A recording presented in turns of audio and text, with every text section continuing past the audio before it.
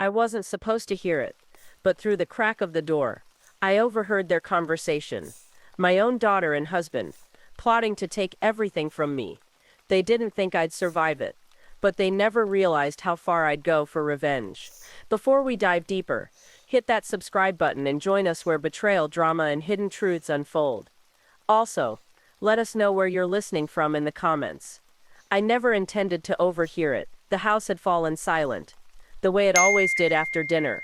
The clatter of dishes was replaced by the hum of the refrigerator, and the faint sounds of my daughter and husband talking in the living room. Nothing unusual, nothing out of place. At least that's what I told myself as I wiped a kitchen counter. Mechanically, my thoughts drifting in and out.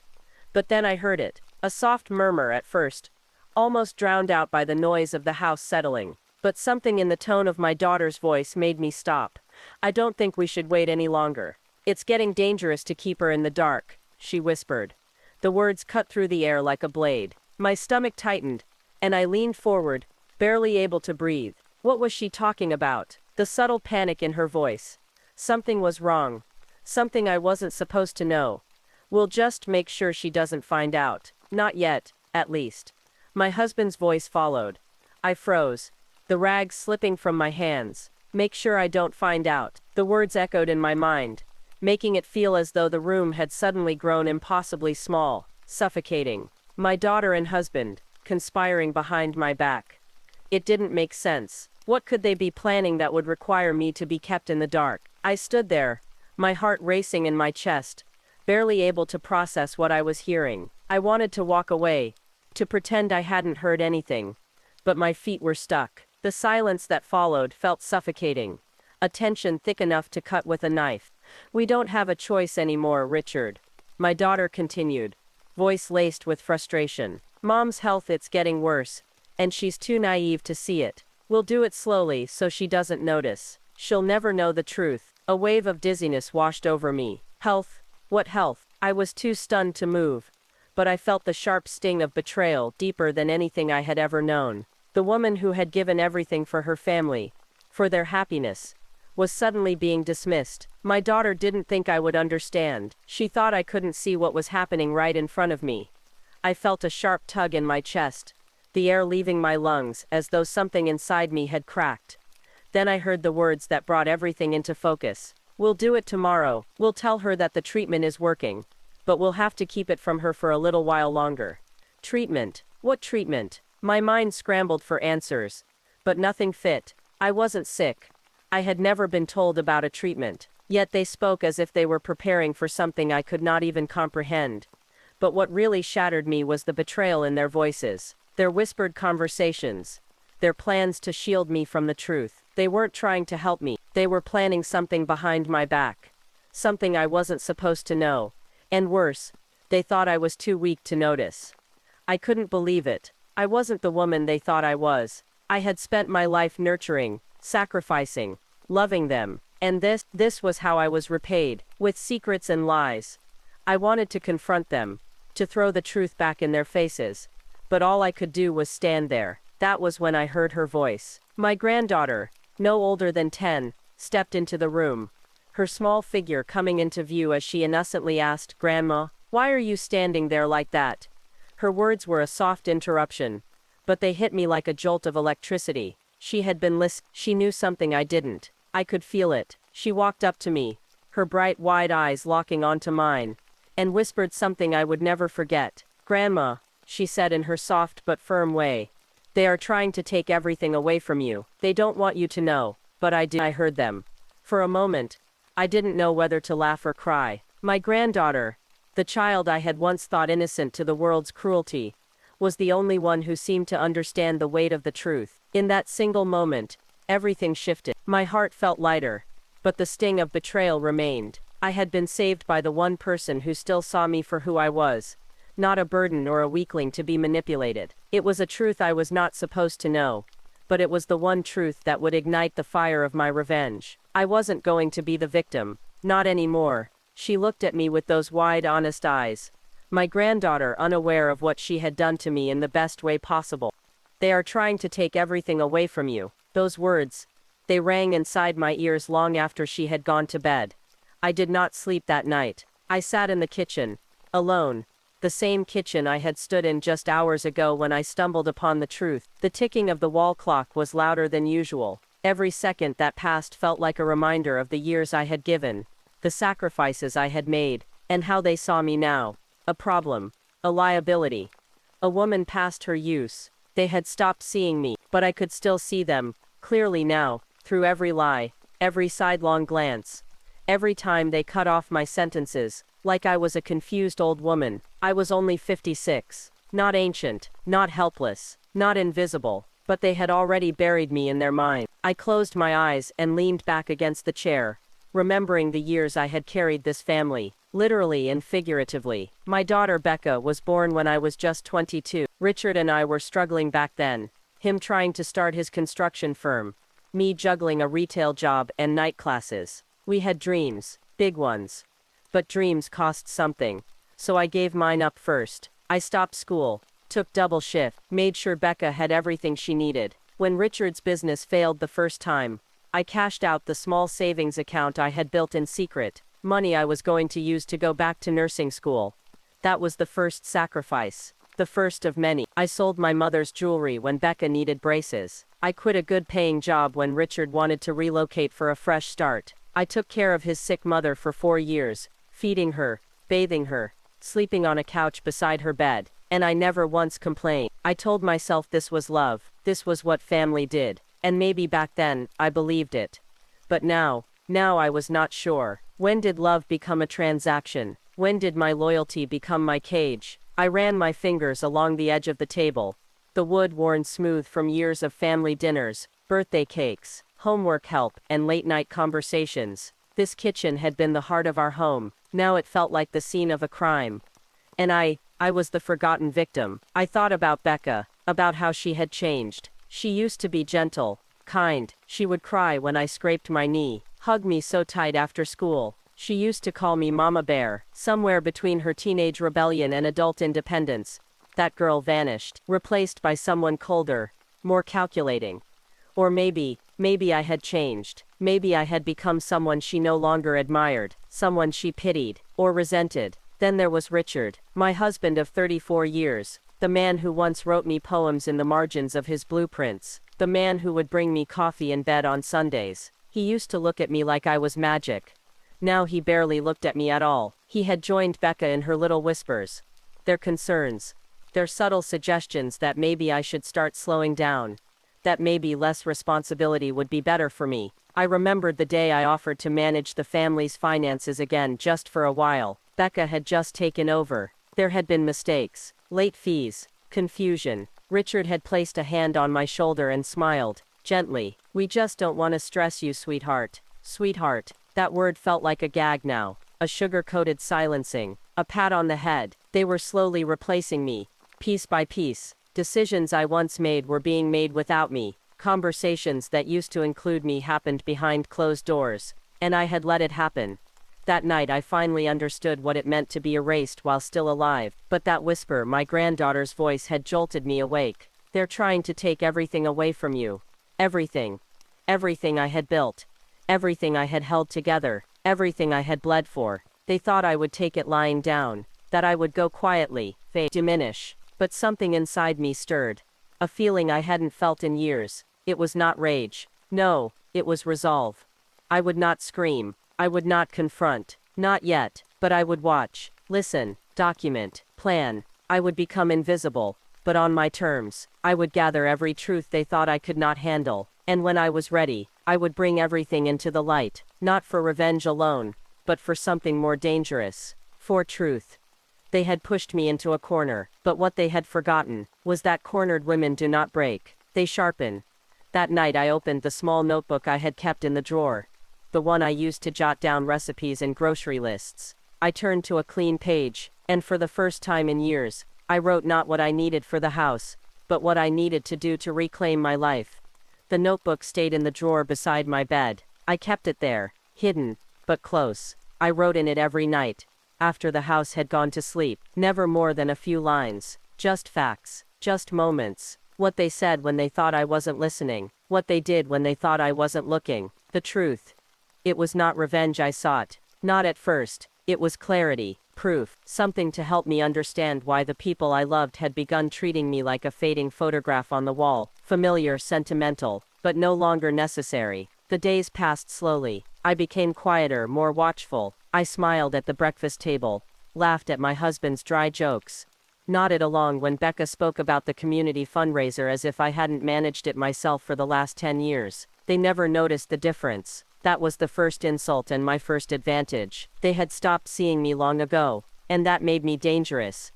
I noticed how Becca had started taking calls on speakerphone, but only when I was not in the room. I noticed how Richard had begun locking the file cabinet in the study, something he had never done in 34 years of marriage. I noticed how the medication bottles in the cabinet were not mine, but were labeled in my name. I took photographs. I logged dates. I kept everything small, quiet, until the evening that changed everything. We were gathered in the living room. The house smelled like lemon and garlic. I had roasted a chicken, the way Becca used to love it. She picked at it now. My husband was sipping a glass of wine, eyes flicking between the TV and his phone. My granddaughter sat next to me on the couch, curled up in her favorite blanket, watching cartoons on mute. She looked up at me, then leaned close and whispered, "Mommy said you'll be going to a special place soon, one where they take care of old people." I blinked. My fork clattered to the plate. Becca looked up. "Mom, you okay?" I nodded slowly, swallowing the sudden bile rising in my throat. A special place. They were going to put me away, not because I was ill, not because I needed help, but because I was inconvenient. Becca turned her attention back to her phone, unaffected, as if what my granddaughter had just revealed was nothing more than a passing remark. But I could not unhear it. They were not waiting for a diagnosis. They had already made the decision. The betrayal was not a slow burn anymore. It was a fire, crackling under my skin, in my chest, behind my eyes. But I stayed still. I smiled, and I asked for more wine. Later that night, when everyone had gone to bed, I opened my notebook. My hands were trembling, but I wrote the truth, this time not just to remember, but to decide. They had made their move. It was time I made mine. The next day, I walked into the study when no one was home. I stood in front of the locked cabinet and stared at it for a long time. I remembered how Richard once told me the combination to the safe, back when trust was not a question. I closed my eyes, tried it. It opened. Inside were documents, medical forms, power of attorney, prescriptions, bank statements, and there it was, a transfer deed, a legal agreement, already drafted. It stated that I would be voluntarily relinquishing access to my estate and finances, to my daughter, voluntarily. There was no signature yet, but there was space for one, mine. I sat in the chair, knees trembling. The truth had been confirmed. Everything they had been doing, all the smiles, the concern, the half-truths, they were all to prepare the ground for this. They were going to take everything, the home I had built, the money I had earned, my name, my voice, erase me, gently. I closed the cabinet, locked it again, returned everything as I found it. But something had changed, not in the room, in me. That evening, I packed a bag, not a dramatic one, not a suitcase full of rage, just a small overnight bag, one change of clothes, my IDs, the notebook, and the keys to the small storage unit. Richard forgot I still rented in my name. Then I called someone I hadn't spoken to in years. Lisa Martinez, my former business partner. We ran an events firm together before I left to raise Becca. We had not spoken much since then. But when I told her I needed a favor, she said yes before I even finished the sentence. She was the one who would help me open a new account. She was the one who helped me scan and email those documents to my own lawyer. She was the one who reminded me who I used to be. I came back home before they noticed I was gone. Dinner was quiet that night, but something had shifted. Becca asked if I was feeling all right. Richard kissed my cheek a little too softly. They knew nothing, and that was the power I had regained. I went to bed early. My granddaughter followed me up as she often did. She crawled into the bed beside me, tucked under my arm. "Grandma," she whispered, "you are not going to that place, right?" "No," I said softly. "I am." "Good," she said, yawning. "I like you here." I kissed her forehead. "I like me here too." That was the moment I knew. The revenge I sought was not vengeance alone. It was restoration. It was memory. It was power, returned to where it belonged. The next morning, I stood in front of the mirror for a long time. I looked at the woman staring back at me, Not the tired, fading figure they saw when they glanced my way, but a woman with sharp eyes, a woman who had carried the weight of a family on her back for decades, a woman who had finally remembered her own name. The kitchen was already buzzing when I came down. My husband was pouring coffee. Becca was checking emails on her phone. The same dance, the same choreography. Only this time I saw every move with clarity. "Morning," Becca said, glancing up. "You slept okay?" I nodded. "I did. I actually wanted to talk to both of you today. Can we sit after breakfast?" Richard paused, his hand halfway to his coffee mug. "Everything all right?" "Perfect," I said. "Let's eat." The table was quiet. My granddaughter ate her cereal happily, oblivious to the stillness around her. I watched them both, Becca and Richard, try to mask the tension with casual remarks, but they could feel it too, a shift in the air, a storm they could not yet name. After the dishes were cleared and my granddaughter skipped off to her room, I stayed behind in the dining room. "Let's talk now," I said. Richard hesitated. Becca sat across from me, arms folded, face already tightening like a mask pulling over skin. "I know," I said, before either of them spoke. "About the papers. About the clinic. About the power of attorney." Becca opened her mouth, closed it, opened it again. "Mom, we were going to tell you." "No, you were not. You were going to let me find out when it was too late." Richard leaned forward, elbows on the table, his voice soft. "We were trying to protect you." "From what?" I asked. "From my own life, from the house I built, from the money I earned, from the family I raised." Becca's voice snapped. "It is not like that." I laughed, not loud, just enough to taste the bitterness. "It is exactly like that." Silence, deep, awkward, but I let it linger. I wanted them to feel the silence I had lived in for years, the silence of being dismissed, managed, softened into nothing. Richard sighed. "You have not been yourself lately. You forget things. You seem tired all the time." "I am tired," I said. "Tired of pretending not to hear. Tired of being treated like a child. Tired of smiling at lies." Becca leaned back, crossing her arms tighter. "We just want what's best for you." "No," I said, my voice steady now. "You want what's easiest for you." She looked stunned. "You decided I was too much to manage, too inconvenient, too unpredictable, so you crafted a plan, and the plan was to remove me from my own life gently, legally, cleanly." Richard opened his mouth, but I raised my hand. "I am not finished." I reached into my bag, pulled out a manila folder, slid it across the table. "What is this?" Becca asked. "My lawyer's contact. The scanned copies of your unsigned documents, a formal revocation of any previous permissions, and a copy of the affidavit I filed yesterday morning, documenting the conversations I overheard in the forged prescription in my name." Richard's face went pale. Becca's lips parted. "That's not Mom. We never forged anything. You filled prescriptions under my name, without my consent. That's fraud. That's a felony." Her hands trembled. She looked at Richard, eyes wide now, but I was not finished. "I know about the assisted living facility, the transfer of assets, the power of attorney papers you never thought I would see. You used my granddaughter to deliver the final piece." Becca whispered. "That was never our plan." "She misunderstood." "She understood perfectly," I said. "And unlike you, she still sees me. She still believes I deserve the truth." Richard pushed his chair back. "This is going too far." I stood up, slowly, deliberately. "No, Richard, this is far. Planning your wife's erasure in silence. That is far." He rose too, trying to maintain his calm. "We thought you were losing control. Mentally." "Maybe I was," I said, "but not because of age, because of the isolation you built around me. You slowly moved me out of every decision, every discussion. You gaslit me into silence, and I let you, because I loved you." My voice cracked there, but I did not let it break. "And you," I turned to Becca, "you are not the daughter I raised. You are cold, calculating, and whether you meant to or not, you made me feel like I had outlived my usefulness." Becca looked away, her shoulders dropped, just slightly. That was the first time I had seen her flinch in years. "I am not going to the clinic," I said. "I am not signing anything. I am not giving up my life because it no longer fits your schedule." Richard said nothing. Becca blinked back tears. "You do not get to decide when I fade," I said. You do not get to write the final chapter of my life before I am ready. I turned to walk away, then stopped. Just once. I want you both to understand this clearly. I know everything now, and I am watching.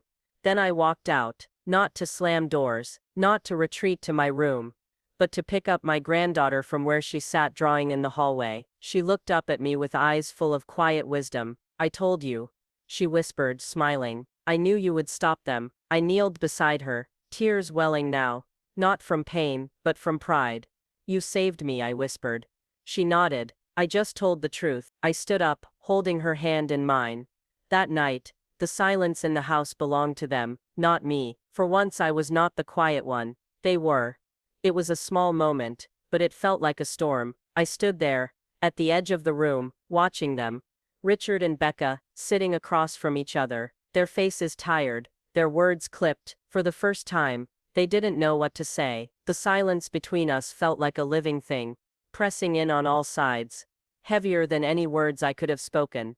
My heart thudded in my chest, and I felt something crack inside. Not anger, not yet, but something darker, something sharp. It felt like a thread, pulling tight, until all I could hear was the deafening tension. I wanted to scream at them, throw every last ounce of hurt at their feet, but all I could do was breathe, deeply, quietly, my chest tightening with every passing second. They were waiting for me to break. They wanted me to shout, to beg, but I didn't.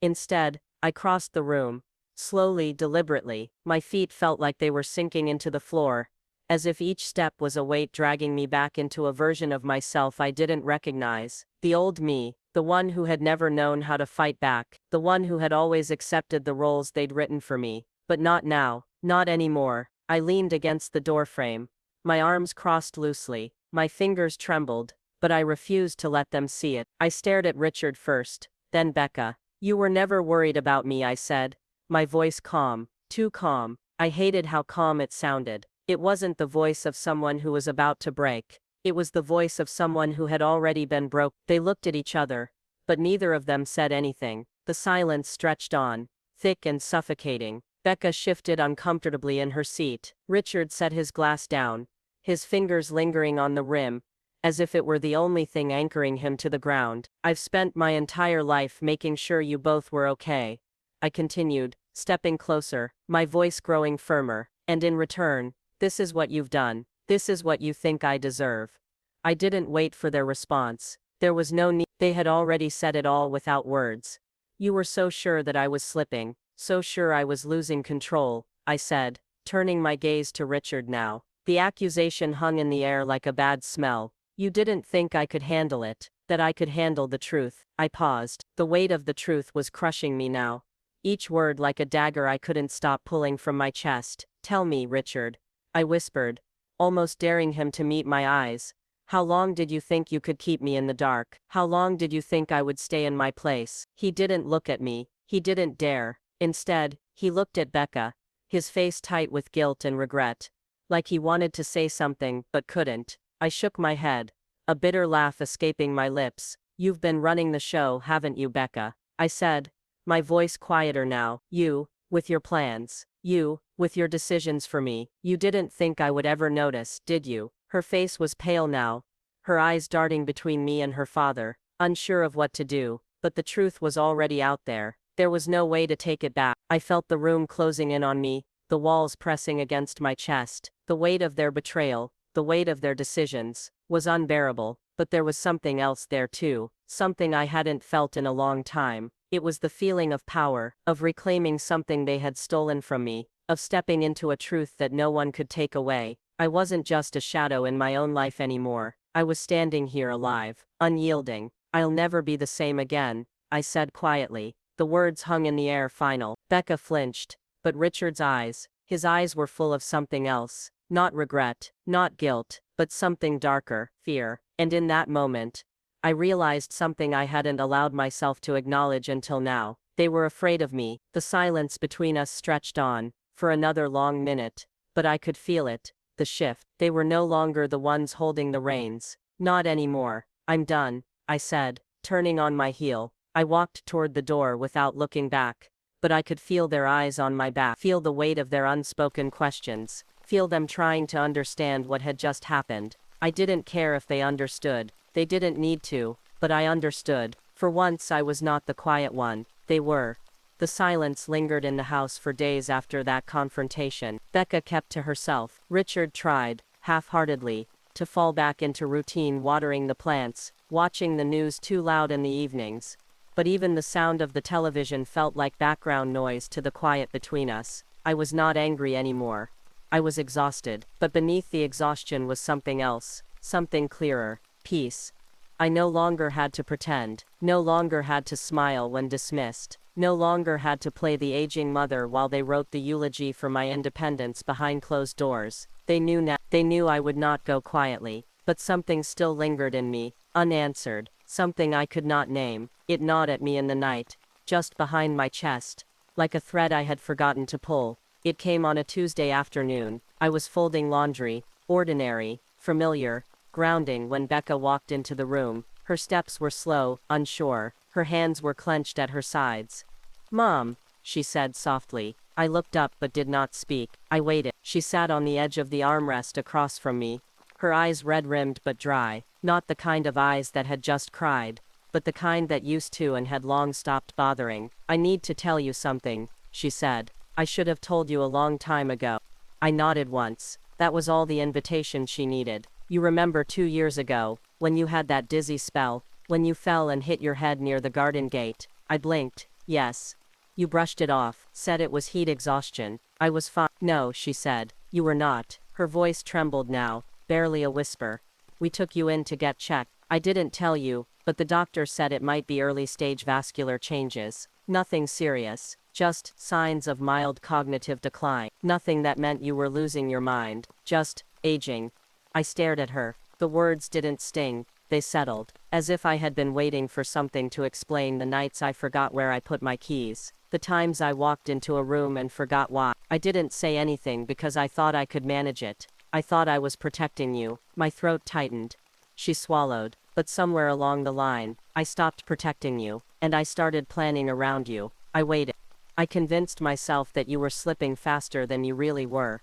That if I didn't act, everything would fall apart. That I had to take control before we lost you completely. My voice came out softer than I expected. "So you tried to erase me before I even disappeared." She winced. Yes. The honesty, even painful, was human. I sat down across from her, folding the last towel. "Why didn't you just tell me the truth?" "Because I didn't want to see it," she said. "I didn't want to see you fail. I wanted to believe I could fix everything if I controlled it. And Dad."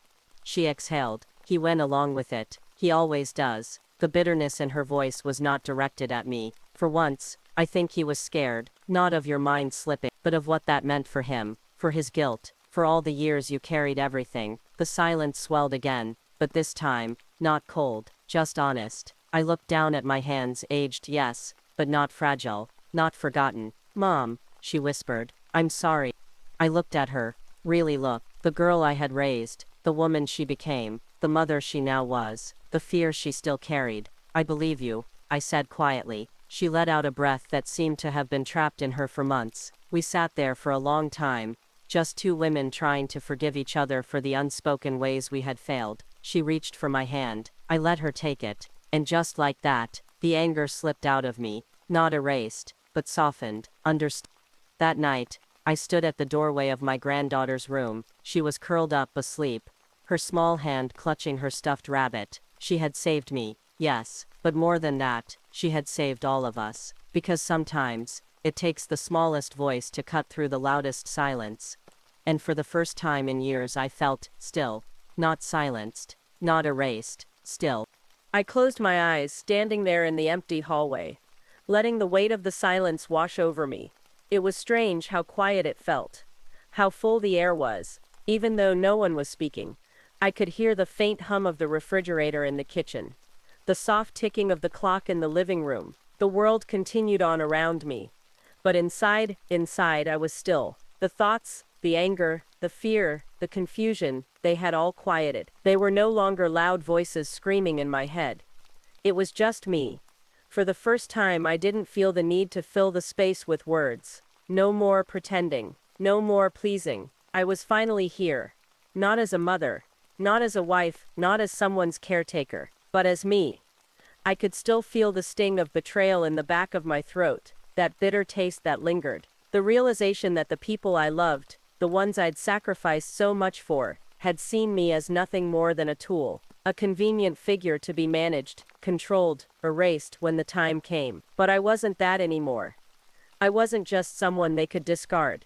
For the first time I had choice. My hands trembled, not from fear but from the rush of power that came from knowing I had control. I could choose, I could stand up for myself. I could draw the line and not let anyone cross it. I walked to the window, pulling back the curtain. The light outside was soft, golden, like a reflection of the clarity in my mind. The world looked different from here, less imposing, more open. I could see the garden, the one I hadn't tended to in so long. The roses I planted so many years ago had withered, but the green of the grass was still there. Life was still there. And that life didn't belong to anyone but me. I breathed in deeply, the air cold and fresh. The weight I had carried for so long had lifted. I felt lighter, unburdened. The chains I had worn, no one had put them on me. I had wrapped them around myself. I thought about Becca. I thought about Rich. My heart clenched at the thought of them. The two people who had been my world for so long. The ones I'd sacrificed everything for. And in that moment I realized something. I had given them everything because I thought that's what love was. But love, true love, never asks you to disappear. It never asks you to erase your own needs, your own identity, your own soul.